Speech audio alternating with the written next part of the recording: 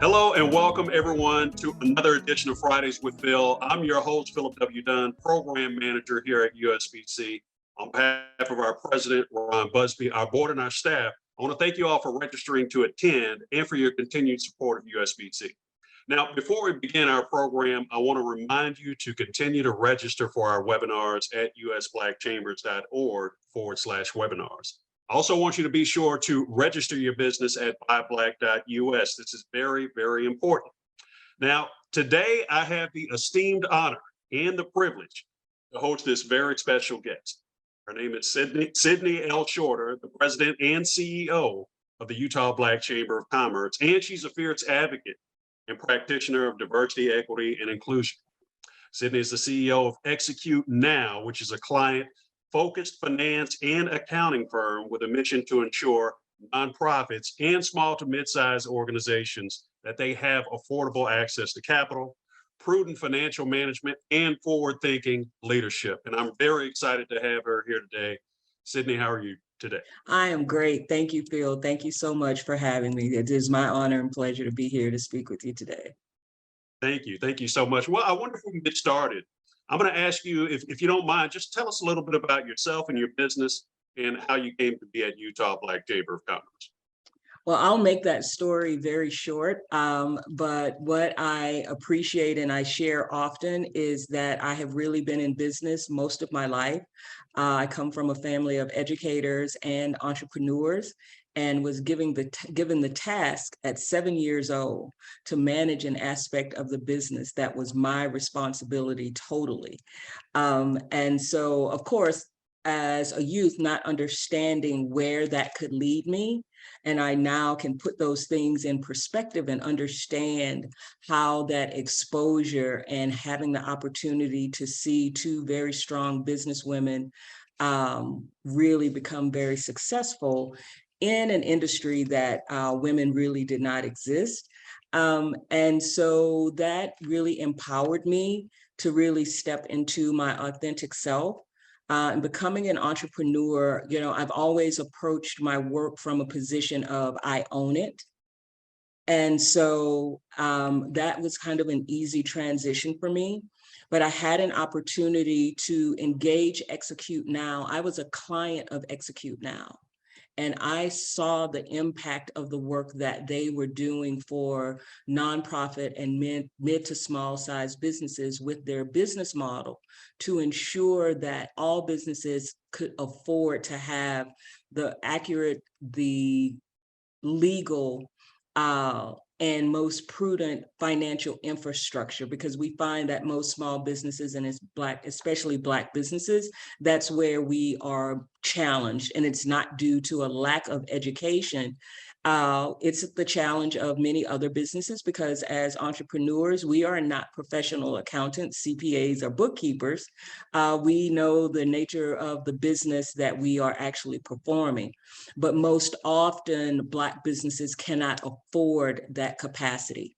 And Execute Now created an affordable model for these businesses. And I utilized Execute Now to deploy some work in the state of Louisiana around affordable housing. And the founder and CEO of Execute Now put the business up for sale with a broker in New York. And we had a conversation. I found out about it. And I told my husband, I said, I think this is a great opportunity, and circled back with that CEO and founder. And she shared with me that 80% of the portfolio of Execute Now, I had referred to Execute Now. Because I was that passionate about what they could do, and I saw the benefit, and I saw companies really scale and generate their revenue and attract funding. That was what was most important for me, is that they were able to position themselves to attract funding, but they were in a financially healthy and competitive state once Execute Now engaged them. And so I made that acquisition. And changed the model just a bit and went to a full-on consultancy model where I engaged consultants around the country. So I used to tell them all the time, I really was just their headhunter. Right. And so I really look for those opportunities where I could align that professional capacity with those organizations that needed that. One of the things that really got me exposed here in Utah is that I got very heavily involved in social impact investment, because the landscape of philanthropy had changed and nonprofits needed to really begin to educate themselves to understand what debt looked like and what investment looked like and how to have those conversations, because quite frankly, investors don't care about your narrative. Right. They appreciate that you're doing great work and you're making an impact in communities, but they also want to know, well, how am I going to get my money back? Right.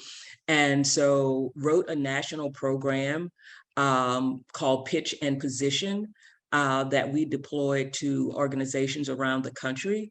And we really saw the impact to those organizations where they were now understanding how to mine for investors in their own communities, how to speak their language, how to now translate their business and understand it from a revenue generating standpoint, because nonprofits typically don't think in that manner. And Right. really understanding what is my value proposition, and understanding that I can take on a bit of debt and really move my program forward and have a greater impact in my community. And so that is how I ended up getting connected to the Black Chamber through the book called Black Utah.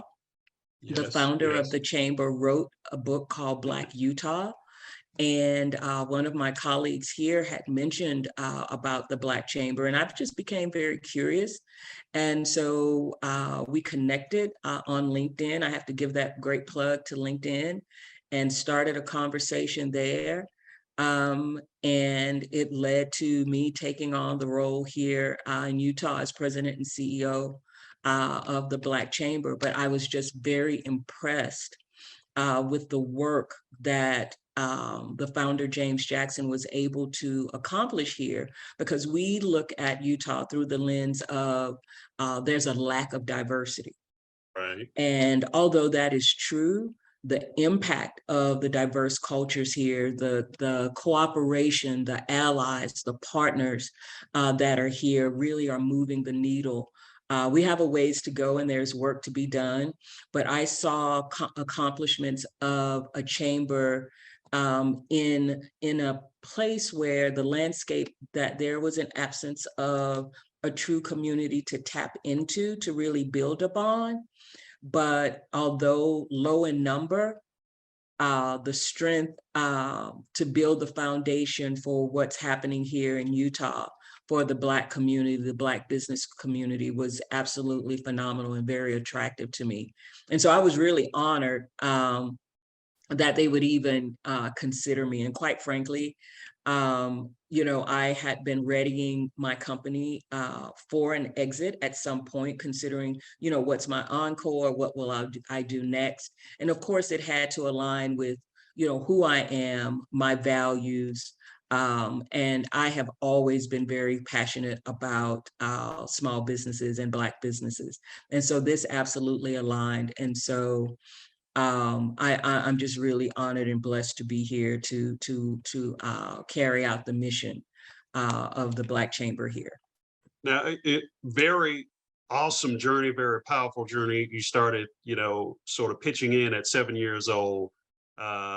Fast forward many years later, and you get the attention of this business that is doing some great work in the community. And not only that, but you're so passionate about the business that 80% of the people that are getting the services from this business have come from your referrals. And so now there's an opportunity to purchase this business, and you snap it right up, and then you begin to lead this business. Not only that, you're connected with the Utah Black Chamber, later assuming the role as president of the Utah Black Chamber in what's considered a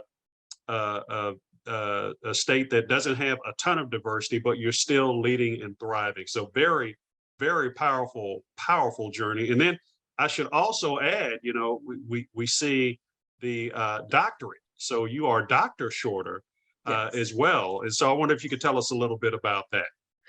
Well, I am a strong woman of faith, and I say this unabashedly. That is how I move. I share often that my work for me is both mission and ministry, and that's how I approach it. I've always been a servant leader before I could identify it and put a tag or a title on that. And so I just believe that, you know, I truly work for who I serve, right? I would even tell my consultants that I exist because of you. Mhm. And so from an educational standpoint, well, I always had an interest, a greater interest in learning more about, you know, religion, spirituality, but had no interest in being a pastor, right? Right. And the only path to learning more was to go to a seminary and, you know, do all of these things around becoming a pastor and, you know, that type of thing. And I had no interest in that. And came upon a program, you know, one of the best in the country that I had been looking at, but it required you to be there, was Moody. Many people Mhm. know about, you know, many people know about that program. And I traversed that path, but I just could not break away from anything to spend time, you know, on their campus, and came across this program with Hope Institute. And there was this opportunity to truly further my education, you know, around theology. But what's very interesting about the program that I didn't really know I was signing up for is that your degree is tied to your license as a Mhm. Christian therapist. And so on the educational side, there is an evaluation, and you know, you present your thesis, you go through that process with the board there. But then your thesis is sent to the licensing board, and the licensing board has to approve it. Mm. And so if the licensing board does not approve it, you do not get the degree. Right. And so, you know, in when I reflect on it now, I have an appreciation for it, because what it did, because it's a PsyD, it's not a PhD. So this was not theory, this is practical. Right. And what that meant is that upon conferring that degree, I can truly now go into uh, counseling sessions. I'm a licensed Christian therapist. And so, you know, I now have an appreciation, great appreciation for it, but it was hard work. No, and it sounds like it was, and it sounds like you were up for it. And we're going to talk a little bit more about your faith here towards the end of the conversation. I wanted to dig into the work that you did for your doctorate. I want to dig into the work that you did for your business and the chamber. So, for those folks that are watching this right now, I wonder if you could share with us three pieces of advice that you would give to someone who wants to become an entrepreneur. The first thing I'd like to say when posed this question is understanding your why. Beyond generating revenue, beyond understanding this is my passion or my gift. What is your why?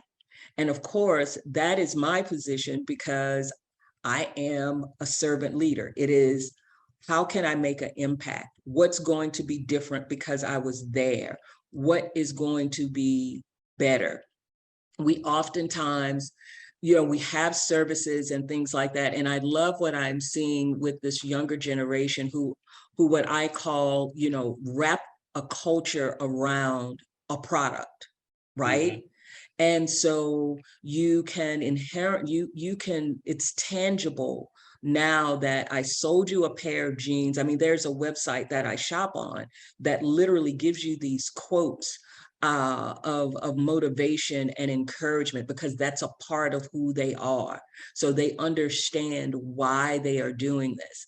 And so I just believe that that is critically important, because their motivation is I consider that an emotion, right? Yes. But when you're in business and you are an entrepreneur, being driven by emotion is not what's going to lead you to success.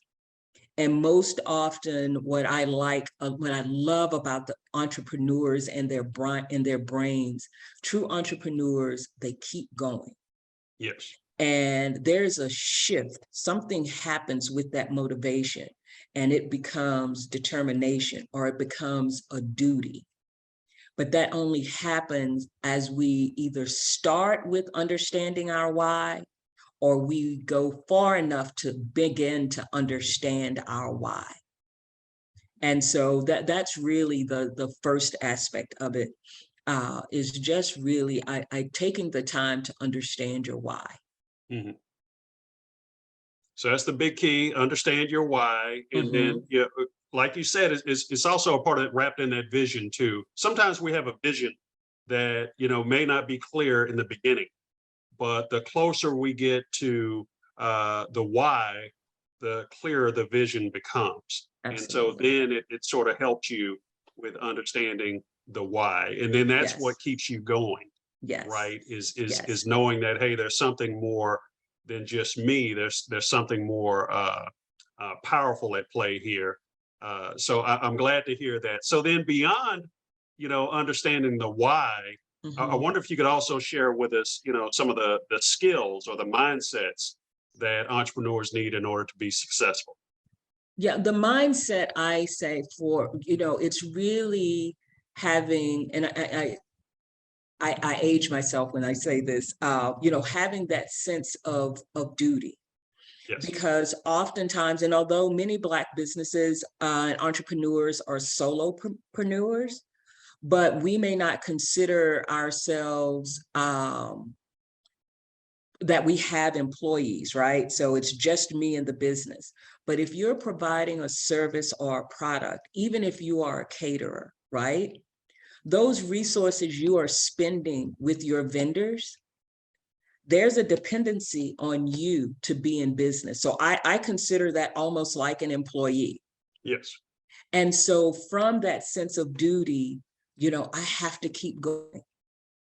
I have to continue. I have my family to feed. I have my overhead. I have my bills. But there are other things that depend on you. And what I call that is the economic ecosystem.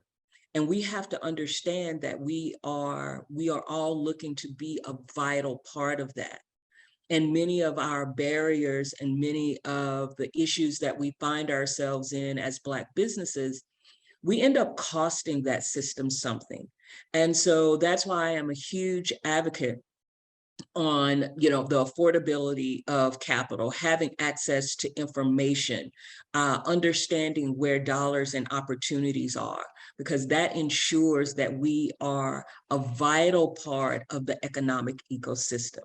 Because when those barriers are there, it puts us in positions where we cost the system something. And when we all do well, it's like that rising tide. When the water rises, all the boats on the water will rise, right? Ships rise. That's Um, right. and so, having that sense of duty in understanding your why, to me, really, that's where you begin to see businesses that they're those that will rise, there will though, and everyone has issues and challenges. But how do you address them? How do you equip yourself? How do you continue to learn? How do you really seek solutions that get you toward what your goal and your vision is? And I think a lot of times that sense of duty, so, there's your why, understanding that, and then that sense of duty, that really is what generates your energy around moving forward.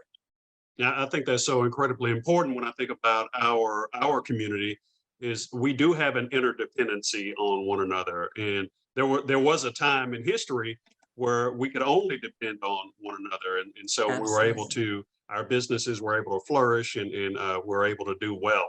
And so I think we need to return to that level of thought where we can depend on each other. We do have a duty to support one another and bring each other into the fold, because you are right, a rising tide lifts all boats. And so when one of us does well, it creates that spirit in which all of us can do well. So I'm Yeah. really glad to hear that duty is one of those mindsets that we need to start adopting and then understanding the why as well. So I definitely Yeah. appreciate that. So my third really is around value and understanding your value, but first understanding your value as a person, Mhm. just as who you are. As I said, it took me a moment to really understand that I was a servant leader, right? But then understanding that, wow, I've always been an entrepreneur because I approach my work from a standpoint that I own this. And I often share with many of my mentees when they talk about, well, this isn't my job.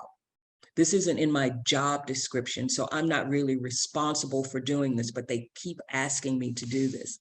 And I ask them to consider it a part of ascribing to your value, because if they did not think you could do it, they would not ask you. Well, they don't never ask the other guy. That's because they don't have any confidence in him accomplishing it.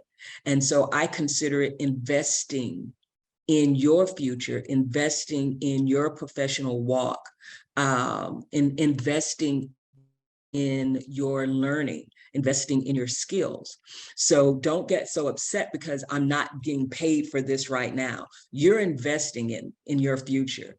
And I believe me, you will be compensated in some way. And it may not be monetary, but there will be, you will reach a place where you understand your value, and you have to embrace it. You have to own it.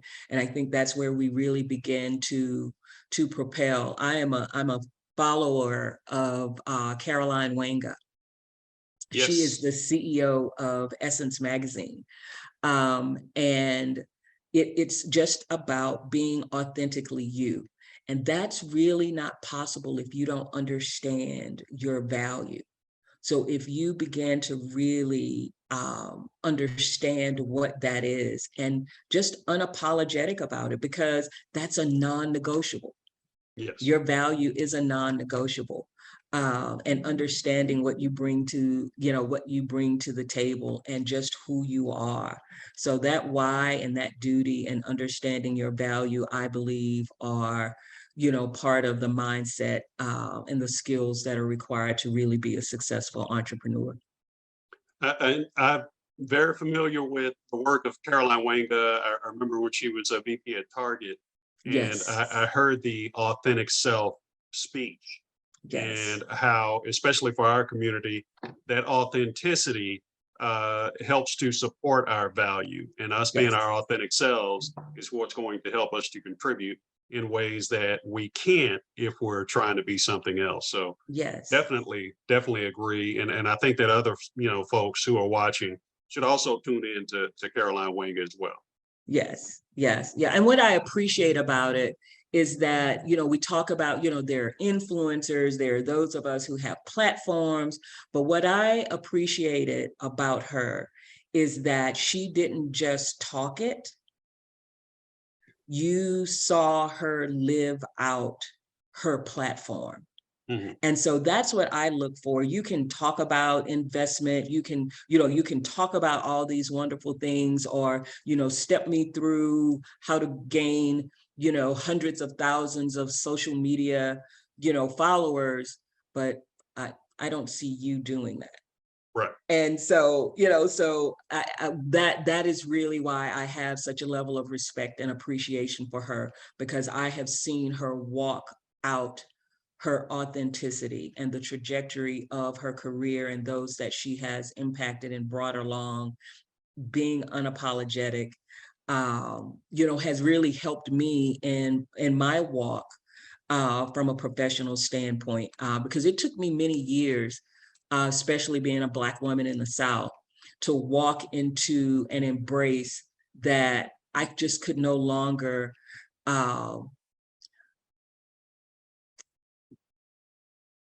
devalue my comfort because of you being uncomfortable.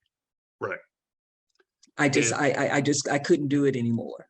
And once working through that, I always share this, and I say it very emphatically, that you won't go back. Right. Once you understand what that is, I mean, you walk in a place of empowerment that you will not go back. I definitely understand that. I spent 20 years in corporate America, and there were rewards for folks who sort of gave up their authenticity. However, it came at the sacrifice of their happiness. Mhm. And that was something that I no longer wanted to participate in myself. So I definitely Yes. understand when I made the journey myself to US Black Chambers, value just seemed to expand and increase exponentially. And what I'm able to do for Black owned businesses is way more than I could do when I was locked into something where I couldn't be the fullest expression of myself, if you will. Yes. And to care about the issues that impact our community and to be able to do something about it, your hands were tied, so to speak. So I feel like Mhm. there's tremendous opportunity for those folks who are looking to be entrepreneurs, and as you said earlier, to own something. And so I think that our community can definitely benefit from these words that you're sharing with us on today. Now, I do have just a couple more questions for you, and thank you so much for your time. This one is about some of the challenges that you faced in business and in chamber leadership. I wonder if you can tell us about some of the challenges you faced and then what you've learned from them. Yeah. Well, I'll go back to that word value.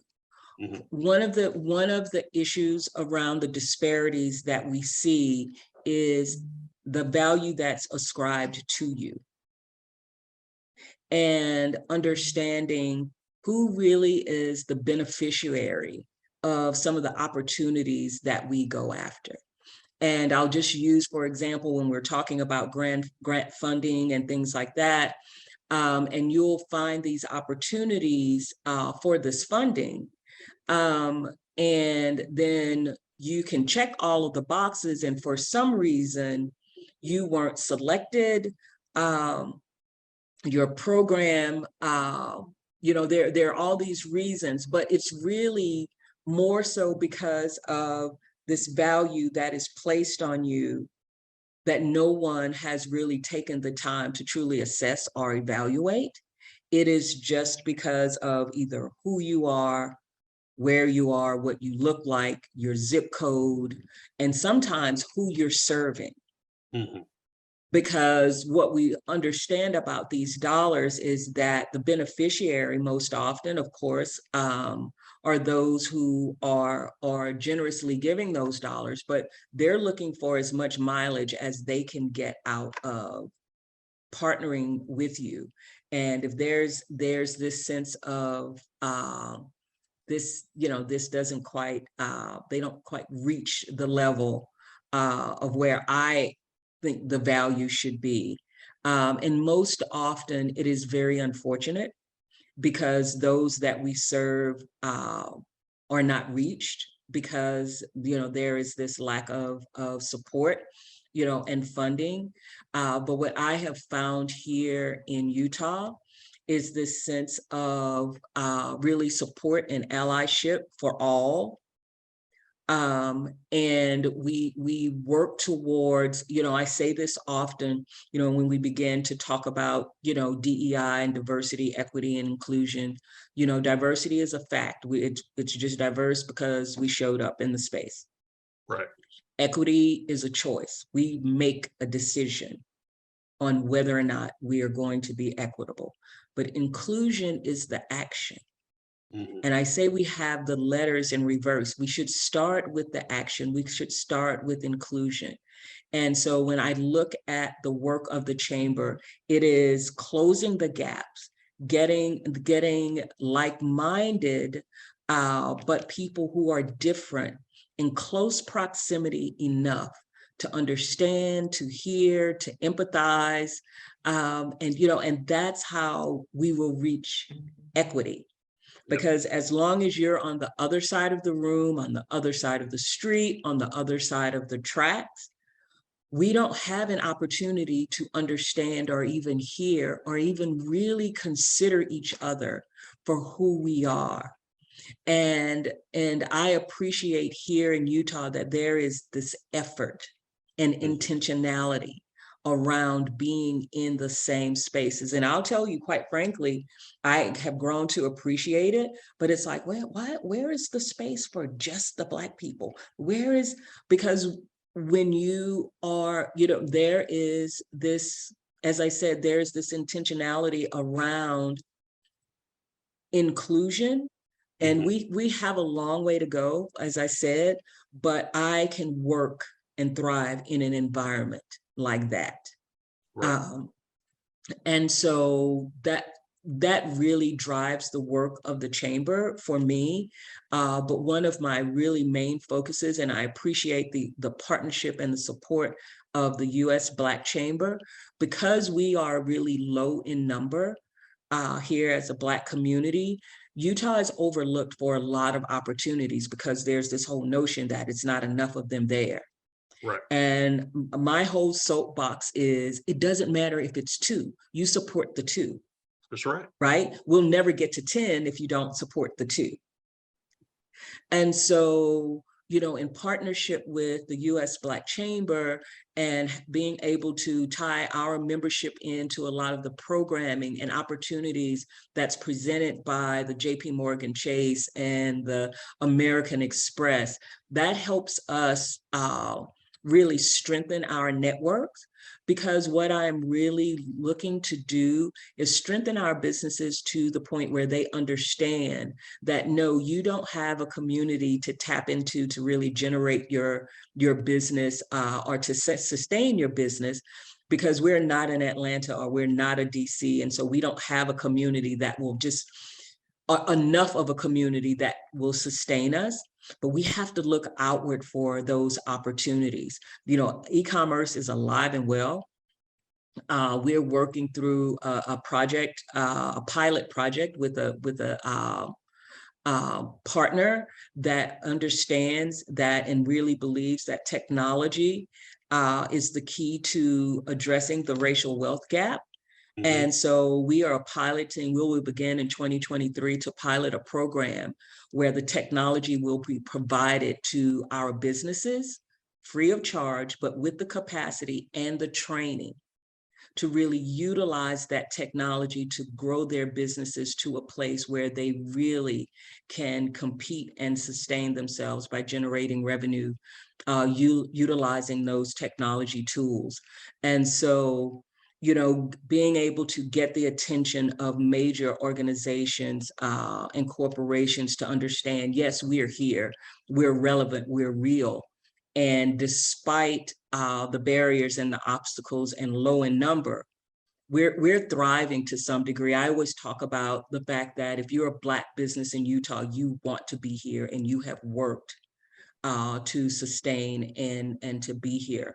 And so my job is to truly bring value to ensure that they continue to grow, but that they grow beyond the state of Utah. We are a global economy, and there's no reason why we shouldn't be participating and thinking in that way. Right. I love that, because there's so many lessons from that. And, we think we don't have enough customers. We think we don't have enough people advocating for us. We think we don't have enough reach or engagement, but you have to start somewhere. And it sounds like, that's the lesson that we learn from that. So I definitely appreciate that. And I just have 2 more questions for you. And we talked earlier about your faith. I wonder if you can tell us how your faith has contributed to where you are today in business and in chamber leadership. Well, I'll say this again. For me, this is mission and ministry. We talk about the opportunity to come to Utah, Well, I had a thriving business. Within a year, I had taken that revenue to 10x. Mhm. Not hurting there. Of course, had some challenges because, Sidni L Shorter, that name kind of doesn't tell you anything about the person itself. If you go to our website, you see diversity. And there were often times that I would show up in spaces with some of my consultants, and my pool is very diverse. And so, the looks and the oohs and ahs when, I was the lady sitting in the back who had acquired the business, and I wasn't male, I wasn't white, I'm not an accountant, I'm not a finance person, and having to explain, well, but you have an accounting and finance firm. And so I would always use the example, I guarantee you the CEO of Ford does not know how to build a car, Does not. but he knows how to run a business, right? Right. And so, but that has everything to do with my faith and how I walk it out.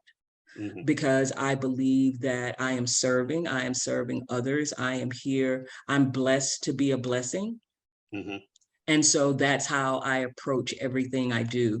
But I talk about this opportunity in Utah from this perspective, is that this was not planned. This was very unexpected. But from a spirituality standpoint, I could see how it was being orchestrated.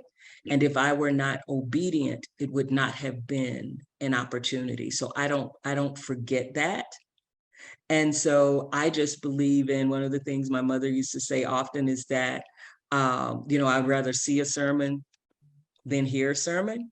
Right. And so I just believe in, and by no stretch of the imagination do I always get it right. I do not, Right.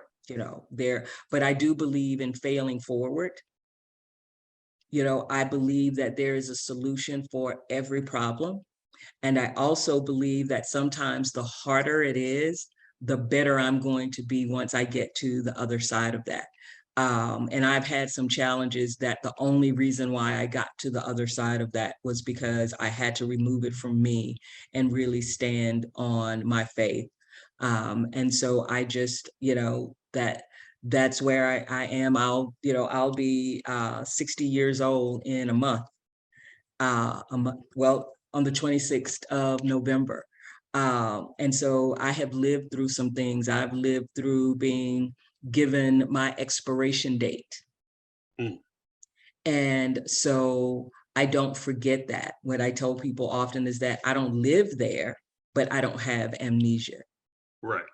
you Right. know Right. and so I know that forward is always where I should be focused. And it's not about me. I know how to lead from behind. I've been kind of counseled on my social media presence. It's like, you do so much, you're doing so much, you should have yourself out there, you should let people know what you're doing. But, I believe it's in the results for the businesses that we serve, Yes.